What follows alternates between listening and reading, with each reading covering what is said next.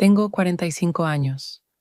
En nuestro pueblo, eso ya es casi una condena. Si no te has casado, significa que te quedarás sola. Me llaman así, solterona, como si fuera mi verdadero nombre, y no Teresa. La gente asiente con la cabeza cuando me ve volver del mercado con la cesta. Ah, ahí va, la solitaria. He aprendido a no reaccionar, pero por dentro cada palabra deja un arañazo. Mi padre, Ramón, siempre fue severo. En el pueblo lo respetan, sabe trabajar la tierra, entiende de cómo llevar una hacienda. Pero para mí, él es, sobre todo, el hombre con el que es imposible discutir. Su palabra siempre es la última. A veces ni siquiera necesita alzar la voz. Basta con que me mire y ya me siento culpable, aunque no haya hecho nada malo. Mi madre, Isabel, es muy distinta. Es dulce, habla bajito, muchas veces calla. Vive como entre sombra y luz, sin ponerse nunca en primer plano. Cuando mi padre se enfada, ella solo baja la mirada, y a mí me dan ganas de gritar por las dos. Pero me callo. Quizás ella y yo nos parezcamos más de lo que creo. En el pueblo está Andrés. Ya tiene 68 años, es viudo. Su esposa murió hace muchos años, y desde entonces vive solo. Para los demás vecinos es un compañero mayor, un buen consejero, un hombre respetado. Para mi padre, un viejo amigo. Juntos iban de caza, resolvían asuntos. A veces por las noches venía a casa a tomar una copa de vino. Durante mucho tiempo lo vi solo, como parte del círculo de mi padre, nada más.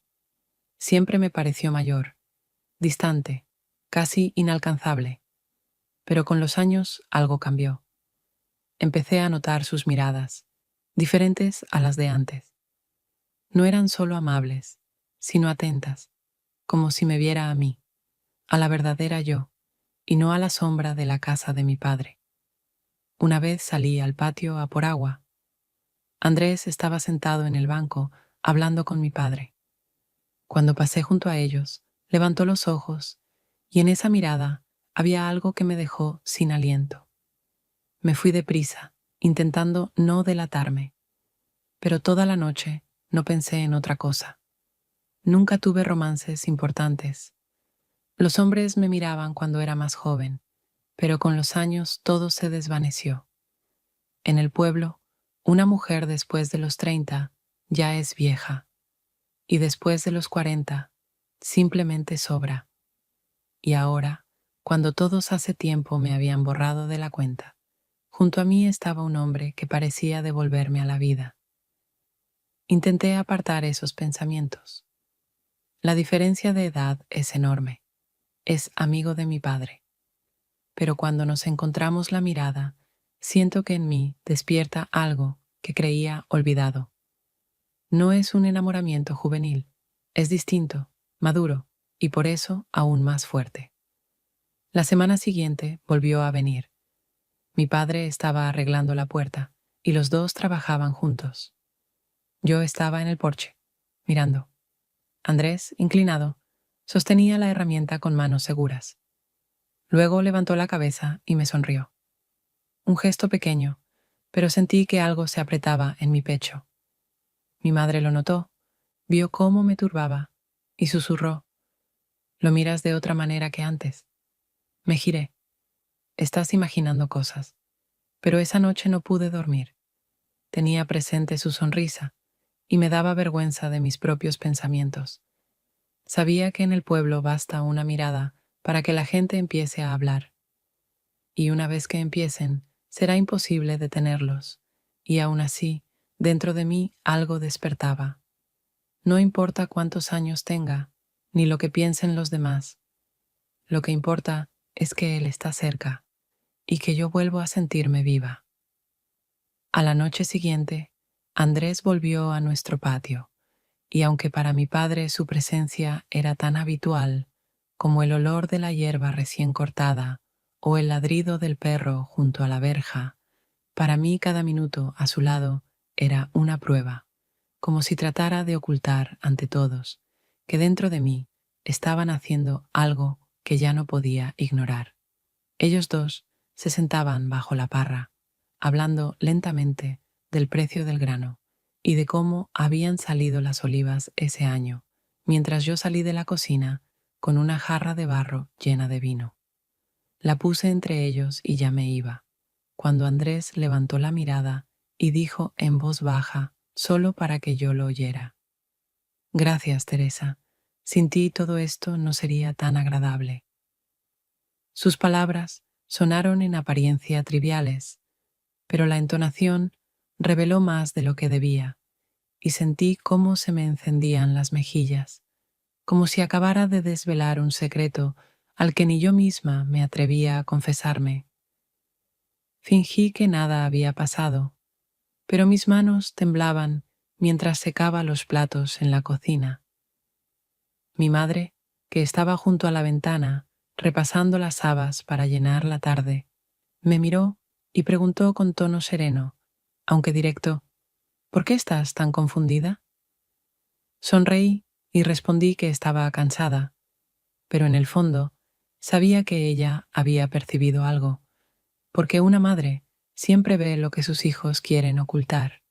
Cuando Andrés se quedó a la charla nocturna con mi padre, alcancé a oír fragmentos de su conversación a través de la puerta entreabierta. Hablaban de los años pasados, de cómo los viejos amigos ya no se reunían, porque unos habían muerto y otros se habían marchado, y en la voz de Andrés percibí por primera vez la soledad, profunda y callada, que él escondía tras una sonrisa cortés. En esa soledad había algo semejante a la mía, y me pareció que entre nosotros existía un puente invisible, uniendo dos vidas dejadas a un lado por la alegría de los demás. Cuando volví a salir, me miró ya de otra manera, no como a la hija de su amigo, sino como a una mujer capaz de comprender sus silencios. Entonces me asaltó un pensamiento peligroso. ¿Será que de verdad no le soy indiferente? Intenté apartarlo, obligarme a pensar en otra cosa, pero al día siguiente, cuando pasaba por el patio con una cesta de ropa limpia, él cruzó frente a mí y nos intercambiamos una mirada breve, casi imperceptible para los demás, de la que entendí con claridad: algo está cambiando y detenerlo será imposible. Desde ese momento, los días comunes adquirieron otro matiz. Cada palabra suya, dicha delante de mi padre, tenía para mí un doble sentido. Cada broma en la conversación yo la recibía como una señal oculta. Me descubrí esperando su llegada, escuchando cada paso tras la verja para reconocer su andar. Y aunque no nos dijimos nada fuera de lugar, en el aire ya flotaba una tensión difícil de disimular. Pasó una semana y se acercaba la fiesta del pueblo. Siempre era la ocasión para que la gente se mostrara. Las mujeres preparaban con antelación sus mejores platos y los llevaban a la mesa común. Los hombres sacaban del sótano el vino del año pasado, y los jóvenes se vestían como si no fueran a la simple plaza con bancos de madera, sino a un baile en la ciudad. Para mí, esos días eran más bien una prueba que un consuelo, pues sabía que apenas apareciera entre la gente, oiría inevitablemente las mismas bromas veladas, las miradas, las sonrisas cargadas de recordatorio. Ahí está, la solterona, la mujer que se quedó sola. No quería ir, pero mi madre insistió. Su voz era suave, aunque en ella sonaba la terquedad. No se puede vivir como si estuvieras apartada del mundo, Teresa. La gente ya habla, pero si te quedas en casa, hablarán aún más. Sabía que tenía razón, y aunque mi corazón se resistía, acepté. En la plaza ya sonaba la música. Los muchachos sacaban guitarras y mandolinas. Algunos desempolvaban viejos tambores que solo aparecían en esas ocasiones. El aire estaba denso de risas y del olor a carne asada. Yo me quedaba a un lado, con un cántaro de agua en las manos, intentando pasar desapercibida, aunque sentía sobre mí las miradas ajenas. Fue entonces cuando apareció Andrés. Se acercó despacio, sin apuro, pero con la certeza de que sabía exactamente dónde estaba yo, buscándome adrede. Para los demás, su presencia era algo natural. Estaban acostumbrados a verlo entre la gente, como a un hombre mayor, respetado, siempre erguido. Para mí, en cambio, su llegada tenía un sentido completamente distinto. Me ofreció asiento en un banco bajo el árbol, y al ver que yo intentaba verter el pesado cántaro en vasijas de barro, lo levantó con tanta facilidad que parecía nada. «No hace falta que lo cargues sola», dijo en voz baja, y sentí que ese gesto de cuidado no tenía nada que ver con la simple cortesía. Por desgracia, en el pueblo ningún gesto ni palabra pasa inadvertida. Las mujeres que estaban un poco más lejos se miraron entre sí, y al volverme noté cómo una de ellas le hacía un guiño a otra, ocultando la sonrisa tras la mano. Los hombres lanzaron algunos comentarios en tono de broma, sin dar nombres, pero en sus palabras había insinuación. Y los niños, que no entendían nada, reían y repetían lo que escuchaban de los mayores. La sangre me subió al rostro y apenas pude contenerme para no levantarme y huir. Mi madre también lo notó. Al regresar a casa y verme arder de vergüenza, me preguntó directamente: «¿Por qué te sonrojabas tanto cuando él estaba cerca?». Contesté con prisa, diciendo que era el calor y el bullicio, pero por dentro sabía que no me creyó, porque sus ojos veían más de lo que yo quería mostrar. Esa noche no pude dormir. Una y otra vez se me aparecía la escena en la plaza, su mano sosteniendo el cántaro, su voz serena, la mirada en la que, me parecía, había algo especial. Por primera vez sentí que la delgada tela de mi vida cotidiana empezaba a rasgarse y que esa grieta ya no se podría remendar. En los días siguientes intenté comportarme como si nada hubiera ocurrido, pero todo alrededor me parecía distinto. Al caminar por el pueblo, sentía que la gente me miraba más de lo habitual. Cuando Andrés venía a nuestro patio, sus palabras simples tenían para mí un doble sentido, y hasta los gestos más pequeños parecían señales escondidas que otros podrían descubrir.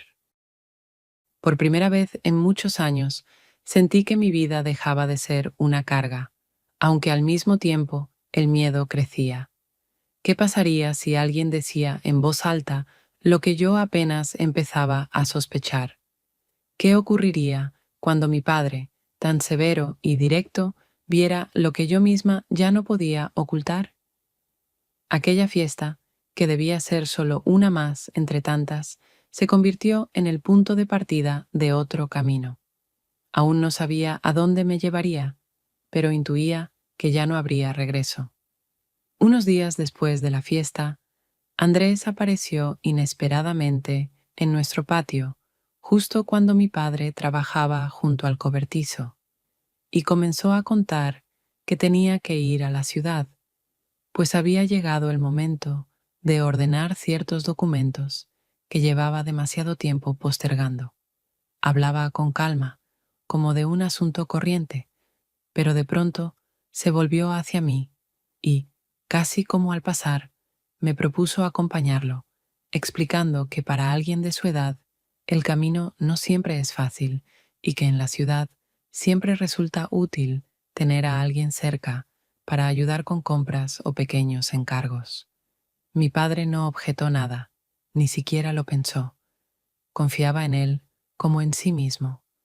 Yo sentí que el corazón se me aceleraba, porque hacía tiempo deseaba escapar del pueblo, aunque fuera por un día, ver otra vida, otros rostros, respirar un aire en el que no se oyera el murmullo constante de chismes ni el peso de las miradas de los vecinos. A la mañana siguiente partimos juntos. Andrés iba sentado a mi lado, y todo el camino estuvo impregnado de una sensación de libertad que no había sentido en años. Hablamos con mucha más franqueza que nunca. Él me contó sus sueños de juventud que nunca llegaron a cumplirse, los años con su esposa que pasaron rápido y lo dejaron con silencio y soledad, y yo compartí lo que sentía al vivir en la orilla de la vida, como si hacía tiempo me hubieran inscrito entre los que no tienen derecho a elegir, obligada a vivir tal como decidían otros. Su atención y su capacidad de escuchar fueron para mí un descubrimiento, porque en el pueblo los hombres rara vez escuchaban de verdad a las mujeres. Solían hablar ellos, y tú tenías que callar. Cuando llegamos a la ciudad, yo miraba las calles empedradas, llenas de bullicio y de tiendas, como si hubiera entrado en otro mundo. Y Andrés, al notar mi asombro, sonrió y dijo que a veces había que dejar los lugares conocidos para recordarse que la vida es mucho más amplia que los límites del pueblo. Visitamos la oficina y luego me llevó a una tienda donde compró una cinta para mi cabello, sin dar ninguna explicación. Simplemente la puso en mis manos y añadió, «Es para ti». No supe qué responder, porque comprendía que ya no era un obsequio de un amigo de la familia, y mi corazón se encogía de emoción mezclada con temor. Al atardecer, cuando regresábamos al pueblo y el sol se escondía lentamente tras las colinas, el camino se volvió más silencioso, y fue entonces cuando dijo las palabras que aún resuenan en mí. A veces uno se cansa de callar. Hice como que no entendía. Me volví hacia el paisaje, pero por dentro todo se movió, porque sabía bien a qué se refería y que quizá él mismo ya no podía ocultar lo que sentía. Ese viaje se volvió un punto de inflexión. Por primera vez en muchos años, sentí que no vivía por inercia, no porque así debía ser, sino porque alguien a mi lado despertaba en mí algo olvidado, y que incluso a los 45 todavía se puede soñar y temer al mismo tiempo.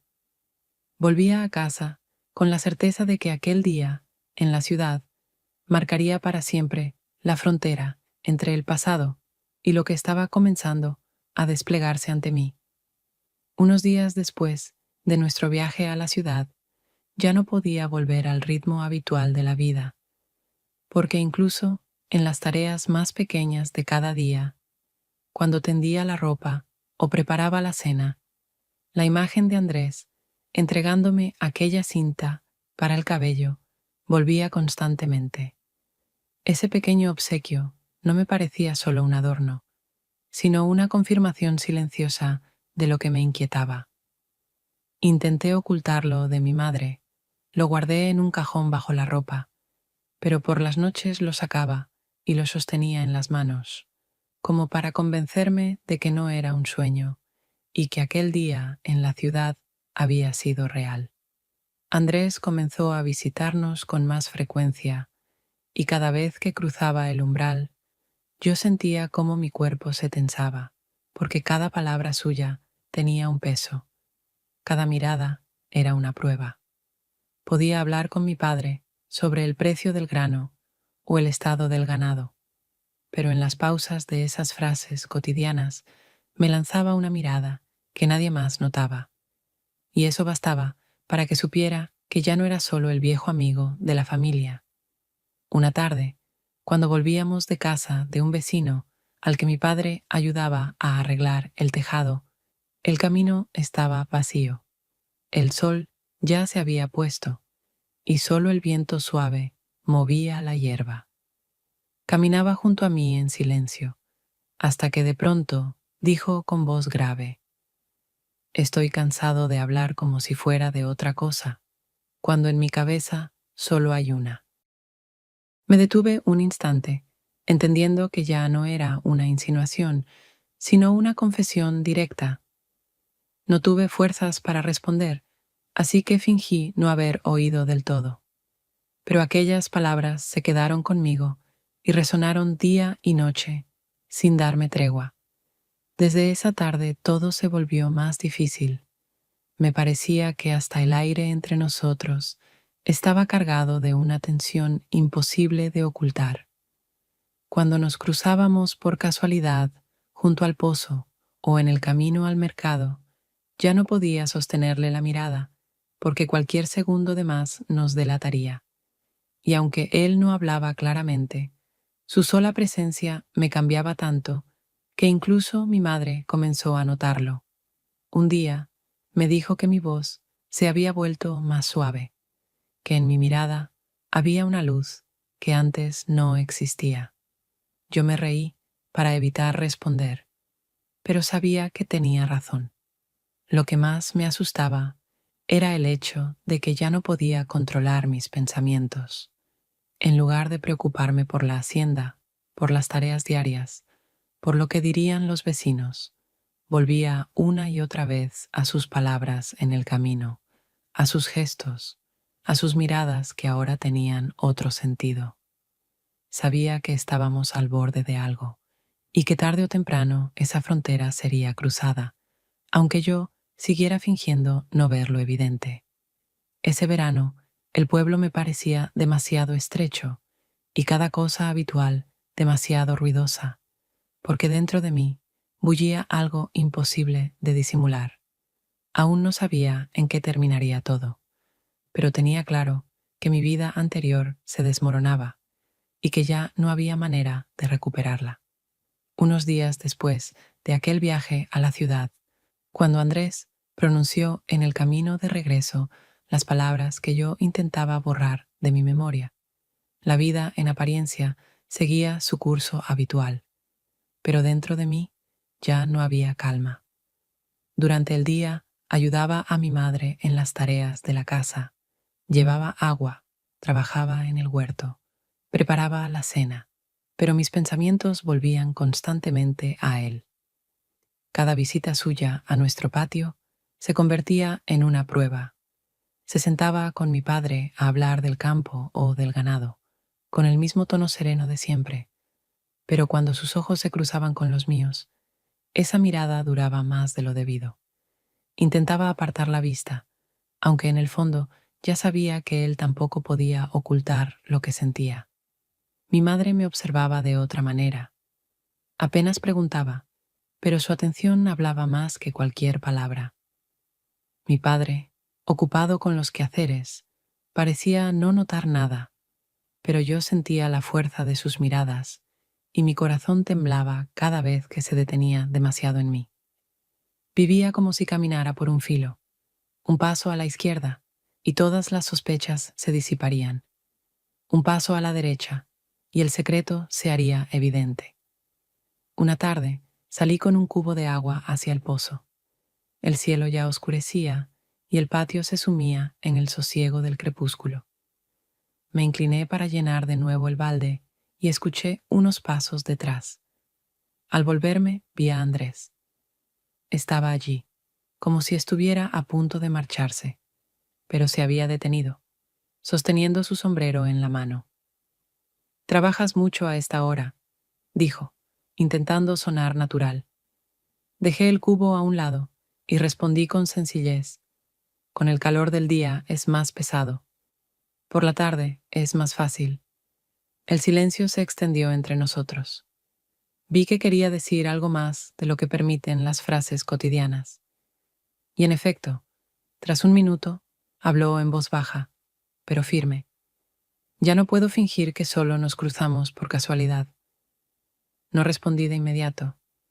No me avergonzaban sus palabras, pero comprendía cuán peligrosas eran. Lo miraba, tratando de discernir si aquello era un impulso o una decisión. Él no apartaba los ojos, y en su mirada percibí no ligereza, sino un peso profundo. «Si alguien pregunta por qué vengo tan a menudo», añadió, «no voy a inventar excusas, lo diré tal cual es». Sus palabras sonaron sencillas, sin adornos románticos, pero esa misma sencillez era lo más aterrador. Sabía que hablaba en serio, y entonces la responsabilidad recaía sobre mí. «No será solo tu explicación», respondí al fin, procurando mantener la calma. Yo también tendré que dar la mía. Él asintió. En su gesto no había sorpresa, sino la confirmación de que lo había pensado todo desde hacía tiempo. Nos quedamos unos minutos más en silencio. Él fue el primero en apartarse, abrió la verja y se marchó. Yo permanecí en el patio, con el cubo a mi lado, mirando el agua que reflejaba el cielo del atardecer, y pensé, este es el momento en que mi vida de siempre se ha quebrado del todo. Ya no me sentía la mujer que vivía bajo la sombra del carácter de mi padre y los chismes del pueblo. Tenía miedo, sí, pero al mismo tiempo me invadía una extraña sensación de alivio. Nuestras palabras ya no vivían solo en mi cabeza, habían salido al aire. Esa noche tardé mucho en dormirme. Escuchaba el viento aullar tras la ventana, y en mi mente se repetía una y otra vez su frase: lo diré tal cual es. Ya no tenía la ilusión de que podríamos esperar, escondernos, hacer como si nada pasara. Él había asumido la responsabilidad y a mí me correspondía decidir si sería capaz de hacer lo mismo. Los días siguientes pasaron con inquietud. Andrés, como siempre, entraba a menudo en nuestro patio, pues mi padre necesitaba su consejo sobre el ganado o el campo. Yo intentaba mantenerme al margen, pero era imposible evitar su presencia. A veces me ayudaba a sacar agua o a mover algo pesado, y cada vez sentía que incluso en esos gestos sencillos ya no había indiferencia. La sensación de que todo se acercaba a algo inevitable se hacía más fuerte. Una tarde, cuando mi padre se fue al pueblo vecino y mi madre se quedó en casa, Andrés me ayudó a llevar unos sacos de grano al granero. Trabajamos en silencio, porque ambos sabíamos que las palabras eran innecesarias. Cuando el último saco estuvo en su sitio, él se enderezó, suspiró y me miró. En su mirada ya no había cautela. Era la de alguien que se había contenido demasiado tiempo y ya no podía más. No lo aguanto más, dijo en voz baja, pero con tal firmeza que no necesitaba aclaración. Me quedé inmóvil, mirándolo. Dentro de mí todo se mezclaba: miedo, vergüenza, alivio y una extraña alegría que no me había permitido sentir en años. Ya sabía que el momento había llegado. Dio un paso hacia mí y entre nosotros no quedó distancia. Ese fue el primer beso. No tenía nada que ver con la ligereza o la torpeza juvenil. Fue intenso, grave, como una sentencia, y al mismo tiempo una promesa. En ese instante no hubo juego alguno, solo la verdad que ambos llevábamos tiempo guardando. No lo aparté. Sabía que pasos así no son casuales. Comprendía que si él se había atrevido, significaba mucho más que un arrebato. Y yo misma no sentía deseo de huir. Más bien me invadía la certeza de que toda mi vida, hasta entonces, había sido preparación para ese instante. Cuando nos separamos, el aire entre nosotros seguía cargado, como antes de una tormenta. Lo miraba y no encontraba palabras. Él también calló unos segundos, hasta que dijo: ya no puedo fingir que eres solo la hija de mi amigo. Sus palabras fueron firmes, sin adornos románticos, y por eso me golpearon con más fuerza. Intenté mantener un gesto sereno, pero sentía que algo profundo dentro de mí estaba cambiando. Ya no era aquella mujer resignada a vivir bajo la etiqueta de solterona. Por primera vez me permitía ser otra. No le respondí nada. Cualquier palabra habría sido innecesaria. O disminuía la seriedad del momento, o lo hacía demasiado ruidoso. Cuando salimos, me acompañó hasta el patio y se despidió con un leve gesto antes de marcharse. Al entrar en la casa, mi madre levantó los ojos hacia mí y me miró con atención. No dijo nada, pero su mirada fue larga y penetrante. Sentí que veía más de lo que yo quería mostrar. Esa noche no pude dormir. Volvía una y otra vez a aquel momento, a sus palabras, a cómo me miraba. Sabía que ya no había vuelta atrás. Habíamos dado un paso que lo cambiaba todo, y ahora solo quedaba esperar el momento en que esa verdad saliera a la luz. Después de aquella tarde, ya no podía seguir siendo la misma, porque aunque intentara comportarme con normalidad, en mis gestos, en mi voz y en mi mirada, se notaba un cambio que parecía evidente para cualquiera que me tratara, y sobre todo para mi madre, que un día me dijo que yo brillaba como si en mí hubiera despertado una juventud que hacía mucho no veía. Fingí restarle importancia, bromeando sobre el buen clima y el trabajo que me daba satisfacción, pero en el fondo sabía que tenía razón. Dentro de mí ardía un sentimiento que nunca antes había vivido con tanta intensidad. Pero junto con ese cambio también apareció el miedo, porque el pueblo nunca deja pasar desapercibido lo que rompe sus normas, y los rumores empezaron a correr más rápido de lo que yo podía desmentir. Diego, un hombre más joven del pueblo, conocido por hablar más de la cuenta y por avivar siempre el fuego de la murmuración, fue el primero en lanzar comentarios ambiguos en el mercado que me hicieron estremecer. Sonrió con ironía y dijo en voz lo bastante alta para que otros escucharan: ¿Será que nuestra solterona ya no está sola? Y añadió, como quien no quiere la cosa, pero con suficiente volumen para provocar risas alrededor: Ayer te vi caminando al anochecer, y no ibas sola. La gente se echó a reír. Alguno me guiñó un ojo, y sentí cómo me ardía el rostro, casi hasta dejar caer el cesto de verduras.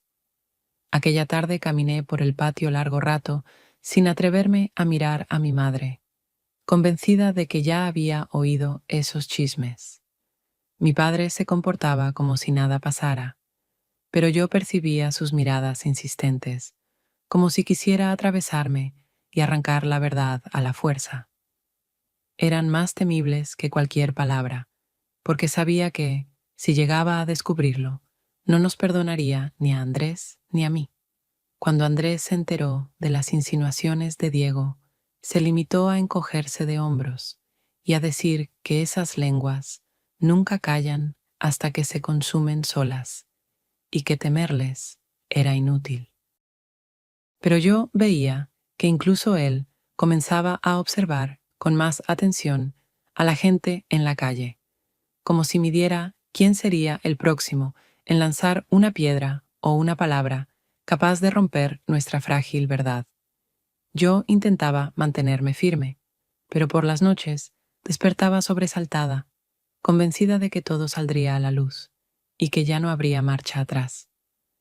Sentía que nuestra vida pendía de un hilo que podía cortarse con cualquier soplo de viento, y sin embargo no podía renunciar a lo que ya formaba parte de mí. Cuanto más procuraba ocultar nuestros encuentros, más evidente se volvía el cambio en mí. Me movía de otro modo, hablaba con más serenidad, como si hubiera encontrado algo que antes me faltaba. Incluso en los detalles más simples, al peinarme o al ponerme un vestido limpio, se notaba una nueva seguridad. Era una seguridad que traía consigo tanto felicidad como peligro, porque en el pueblo ningún secreto permanece oculto por mucho tiempo. Pasaron unas semanas desde que el pueblo empezó a murmurar, y fue entonces cuando sentí que algo me ocurría que no podía atribuir solo a los nervios o al cansancio. Mi cuerpo cambiaba, por las mañanas tenía náuseas, me faltaban las fuerzas, y los pensamientos que intentaba apartar regresaban con más insistencia. Andrés me observaba con atención cada vez que me quejaba de debilidad, y una noche me dijo con voz serena, pero firme, que debíamos ir otra vez a la ciudad, esta vez no por el ganado ni por papeles, sino para obtener una respuesta que yo temía y necesitaba al mismo tiempo. No me resistí, porque en mi interior ya conocía la verdad, aunque no me atreviera a nombrarla. El camino hacia la ciudad fue distinto. Íbamos en silencio y hasta las ruedas del carro chirriaban más apagadas que de costumbre. Cuando nos detuvimos frente a la consulta, sentía que el corazón iba a salirse del pecho y tenía las manos frías a pesar del calor. Andrés me tomó de la mano, la apretó con fuerza y dijo que estaría a mi lado, pasara lo que pasara. En la sala olía a libros viejos y a medicinas. El médico, un hombre enjuto con bata oscura, me hizo unas preguntas de rutina y luego un examen. Después, se quedó un buen rato en silencio, revisando unos papeles. Finalmente, levantó la cabeza y pronunció, sin rodeos, sin adornos: «Está embarazada». En ese instante el mundo se dio la vuelta. Miraba a su rostro, pero no escuchaba nada más que esas dos palabras que cortaban mi pasado en dos. Andrés estaba a mi lado, sujetándome la mano, sin apartar la vista del médico, y yo sentía que también me sostenía a mí para que no me derrumbara. Al salir, me dijo en voz baja, casi en un susurro, pero con tal fuerza que grabé cada sílaba: «Ahora ya no estamos solos». En esas palabras había esperanza y condena, porque entendía que ya era imposible ocultar nada. De regreso al pueblo no hablé. Miraba el camino que se extendía delante de nosotros y sabía que no era simplemente volver a casa, sino entrar en una vida que nunca sería fácil. Temía a mi padre, a mi madre, a los vecinos y sus lenguas, pero al mismo tiempo, dentro de mí, nacía una fuerza nueva. Llevaba otra vida en mí, y eso daba sentido incluso a los miedos que crecían cada día. Al llegar, no pude mirar a mi madre a los ojos, porque sabía que ella, mujer que también fue joven, vería en mi rostro y en mi cuerpo lo que no podía esconderse. Mi padre, como siempre, fue brusco, preguntando por la venta del ganado y el viaje, pero incluso él pareció notar mi extraña distancia. Guardé de nuevo la verdad dentro de mí, pero ahora ya no habitaba solo en mi alma, sino también en mi cuerpo, y de eso no había escape. Esa noche me senté junto a la ventana, con las manos sobre el vientre, e intenté imaginar qué me esperaba. Y comprendí que, a pesar del miedo y del peligro, la conciencia de llevar una vida nueva me daba más fuerza que cualquier palabra de consuelo. Después de aquel viaje a la ciudad y de las breves palabras del médico, mi vida se dividió en un antes y un después. Todos los años que había vivido en el pueblo, creyendo que nada inesperado me ocurriría, quedaron atrás. Ahora cada mañana comenzaba con la conciencia de que ya no estaba sola. Ese saber era silencioso y al mismo tiempo estruendoso, porque cambiaba no solo mi cuerpo, sino también mi manera de mirar el mundo. Empecé a mirarme de otra forma en el espejo. Donde antes solo veía arrugas y cansancio, ahora surgían rasgos nuevos, algo más tierno, una suavidad imposible de esconder. Tocaba mi vientre, aunque aún no se notaba, y sentía miedo junto con fuerza. Por primera vez en mi vida, llevaba en mí no solo la responsabilidad de mi propia existencia, sino también la de otro ser. Mi madre pronto empezó a notarlo. Era una mujer atenta. Había vivido lo suficiente para ver lo que los demás no veían. Al principio me lanzaba miradas fugaces, pero una noche, cuando nos quedamos solas, dejó a un lado su labor y dijo en voz baja: «Teresa, no necesitas explicarme nada. Yo también fui joven y sé lo que eso significa». No respondí. El silencio era mi único refugio, pero en sus ojos vi no solo comprensión, sino también miedo por mí, y eso me pesaba más. Ya no podía fingir que nada ocurría. Mi padre, en cambio, actuaba de otro modo. No decía nada directamente, pero sus miradas se volvían duras, como si intentara arrancar de mí la verdad por la fuerza. Podía quedarse largo rato en el patio, apoyado en su bastón, observándome trabajar, y yo sentía ese peso en la espalda. Era más opresivo que cualquier palabra, porque parecía que ya sospechaba, y solo esperaba el momento de lanzar la pregunta. En el pueblo también algo empezaba a cambiar. En el mercado noté cómo algunas mujeres, al verme, callaban de repente y luego retomaban la conversación en susurros. Más de una vez alcancé fragmentos. Míralo, cómo ha cambiado. Debe de haber una razón. En la iglesia, tuve la impresión de que una vecina, al pasar junto a mí, me sostuvo la mirada más tiempo de lo debido, y apenas pudo contener una sonrisa. Nadie decía nada abiertamente todavía, pero el aire ya se volvía sofocante. Regresaba a casa con la sensación de que el secreto empezaba a tener vida propia. Aún no había dicho nada a nadie, pero la gente ya lo adivinaba en mis gestos, en mi manera de andar, en cierta ternura nueva en la voz. Y cuanto más intentaba comportarme con normalidad, más evidentes eran los cambios. Cada noche, al quedarme sola, pensaba, ¿cuánto tiempo más podré guardarlo? Sabía que el día en que todo saliera a la luz estaba cerca, y que no sería solo una revelación, sino una explosión que destruiría mi vida anterior. Y entonces tendría que asumir las consecuencias de mi elección, porque ya sería imposible ocultar la verdad.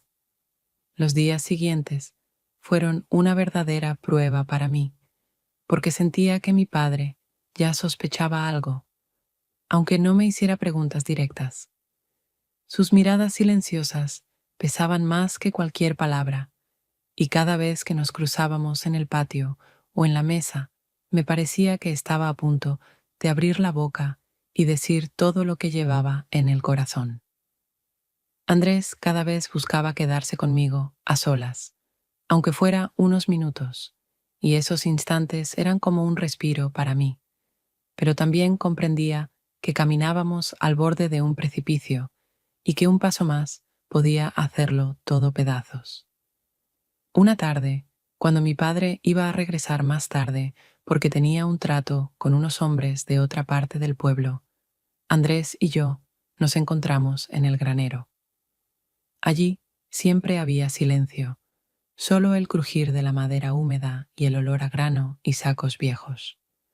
Apenas hablábamos, porque nos entendíamos sin palabras. Él me dijo que debíamos estar preparados, que la verdad no permanecería oculta y que era mejor decidir nosotros cómo enfrentarla que esperar a que estallara de golpe. Lo escuchaba en silencio, sin fuerzas para tomar una decisión, aunque sabía que tenía razón. Y entonces la puerta del granero se abrió, y en el umbral apareció mi padre. Su rostro enrojeció de inmediato, sus ojos se encendieron y durante unos segundos no dijo nada. Esos segundos fueron los más largos de mi vida. Al fin, habló con una voz cargada no solo de decepción, sino también de ofensa. Tú eras mi amigo, Andrés. Te sentaste a mi mesa, bebiste mi vino, compartimos tantos años. ¿Y todo este tiempo? Su voz se quebró, incapaz de continuar. Andrés no apartó los ojos y respondió con calma, casi llano, pero cada palabra tenía un peso profundo. No te he robado nada, solo he amado. Me interpuse entre ellos, porque sabía que en cualquier momento mi padre levantaría la mano. Mi voz temblaba, pero dije, es mi vida, padre, es mi decisión, y tengo derecho a tomarla. Su respuesta fue inmediata, cortante como un filo. ¿Tu decisión es deshonrarme ante todo el pueblo? ¿Tu decisión es hacer que cada hombre se ría en mi cara y cada mujer señale a mi hija y murmure? Se acercó más, respirando con dificultad, y ni siquiera mi madre, que entró llorando y extendiendo los brazos, pudo detenerlo. Él la apartó, y su voz se volvió aún más dura. Desde hoy ya no eres mi hija. Vete con él. si ese es tu camino. Pero recuerda, no hay vuelta atrás. Sus palabras me golpearon más fuerte que cualquier bofetada. Las lágrimas me corrían por el rostro, pero no respondí. Dentro de mí, todo se derrumbó, y al mismo tiempo sentí un extraño alivio. Ya no tenía que ocultarme, ni fingir, ni mentir. Salí del granero caminando despacio, pero decidida, sin volver la cabeza, porque sabía que si lo hacía, me quedaría. Andrés iba a mi lado, en silencio. No dijo nada, solo me tomó de la mano, y ese gesto valía más que cualquier promesa. Cuando llegamos a su casa, abrió la puerta y dijo en voz baja: «Ahora esta es tu casa». Di un paso dentro y sentí que realmente comenzaba un nuevo tiempo. Atrás quedaban las palabras de mi padre, el llanto callado de mi madre y todo un pueblo que ahora me vería como una desterrada. Delante se abría una vida desconocida que me daba miedo, pero también fuerza. Habíamos cruzado la frontera y ya no había regreso. Cuando crucé el umbral de la casa de Andrés, él me recibió con palabras sinceras, aunque pesadas, y aunque asentí, en mi interior comprendía claramente que con esa puerta también había atravesado la frontera que me separaba de mi pasado. Hasta entonces, pese a los miedos y ofensas, seguía siendo la hija de mi padre. Ahora era una mujer que había hecho su propia elección y debía pagar el precio del destierro. Los primeros días me sentía una invitada en aquellas paredes, pero Andrés me trató con tanto respeto y cuidado que poco a poco comencé a aceptar ese espacio como mío, aunque supiera que para la mayoría del pueblo siempre sería un lugar de vergüenza. Desde las primeras semanas comprobé que las lenguas ajenas nunca callan. De noche oíamos cómo alguien arrojaba piedras contra las paredes. A veces en la puerta aparecían garabateadas palabras groseras como vergüenza, y en el mercado, las personas que antes me saludaban ahora apartaban el rostro, fingiendo que yo no existía. En la iglesia, cuando me atreví a ir, el sacerdote evitaba mirarme, y las mujeres se cambiaban de banco para no sentarse cerca de mí. Trataba de soportarlo en silencio, sabiendo que aquello era apenas el comienzo y que vendrían más humillaciones. Al mismo tiempo, mi cuerpo cambiaba y eso me daba fuerzas para resistir. La vida dentro de mí crecía y cada día lo sentía más claramente. Aunque el parto fue una prueba que casi no pude sobrellevar, cuando escuché el primer llanto de mi hijo, al que llamamos Mateo, comprendí que ningún desprecio ni rechazo podía arrebatarme ese mayor regalo. Su cuerpecito, sus manitas cálidas, sus movimientos torpes, se convirtieron en mi escudo frente a un mundo que me había rechazado. Los primeros años tras el nacimiento de Mateo fueron una lucha diaria. Andrés, a pesar de su edad y de sus manos cansadas, trabajaba para mantenernos, y yo criaba a nuestro hijo bajo la constante mirada de los demás. Pero en esa vida había una verdad que nunca antes había conocido. Vivíamos con sencillez, sin lujos, y sin embargo cada noche, cuando sostenía a mi hijo en brazos, entendía que mi elección no se medía por la aprobación ni por el desprecio de los otros, sino por el sentido que tenía para mí y para quienes estaban a mi lado. Pasaron algunos años, y Mateo creció lo suficiente para empezar a hacer preguntas que me herían más que cualquier burla del pueblo. Una tarde, mientras estábamos en el jardín y veíamos oscurecer el cielo, me miró con seriedad y dijo: «Mamá, ¿por qué la gente no habla con nosotros? ¿Por qué los otros niños se apartan cuando me acerco?». Lo tomé en brazos, lo apreté contra mí y respondí: «Porque elegimos lo que ellos no querían. Pero nos elegimos el uno al otro, y eso siempre será más importante que sus palabras». Él guardó silencio, pero sentí que recordaría esas palabras, como yo recordaba aquellas que alguna vez cambiaron mi vida para siempre. Sabía que nuestra vida nunca sería fácil, pero era nuestra, y cada día tenía peso porque se vivía con honestidad, sin mentiras ni obediencias fingidas. Perdí la casa de mis padres, perdí el respeto del pueblo, pero gané una familia nacida no de la obligación, sino de la elección. Y en esa elección, pese al precio que pagué, encontré la razón para seguir viviendo.